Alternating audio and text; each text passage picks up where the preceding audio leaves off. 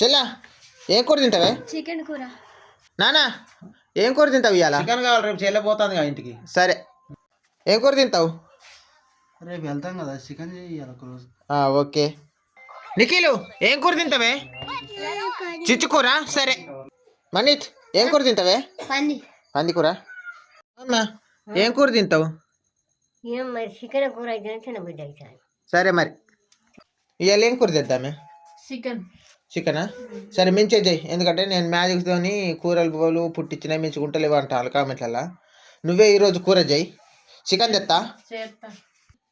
Friends నేను ఎవరికేం చెప్పట్లేదు, గ్యాస్ మీద అన్నం లేదు కదా, చూడు ఎట్లా పుట్టిస్తానో నా మ్యాజిక్ తోటి. చూశారు కదా, నమ్మరు మీరు. చూడండి వేడి వేడి రైస్.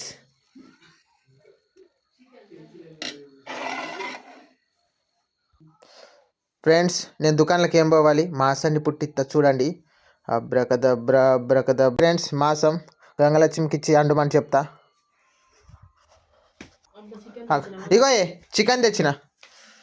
చికెన్ తెచ్చినావు కానీ ఇలా కొత్తిమీర గిట్ట తెస్తే. ఓ మర్చిపోయినా, తెస్తావు.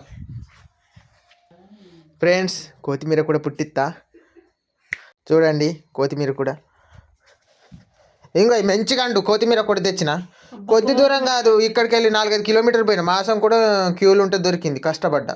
మంచిగా కూర వండాలి కమ్మగా. సూపర్ అండి. ఓకే ఫ్రెండ్స్ నా మ్యాజిక్తో చేసిన దాంట్లో చికెన్లో గుడ్డు వెళ్ళింది చూడండి. ఏంది కోడిని కోస్తే వాళ్ళు గుడ్డు కూడా ఫ్రీ ఇచ్చింది లాగు, అందులో వేసినట్టున్నారు. అంటే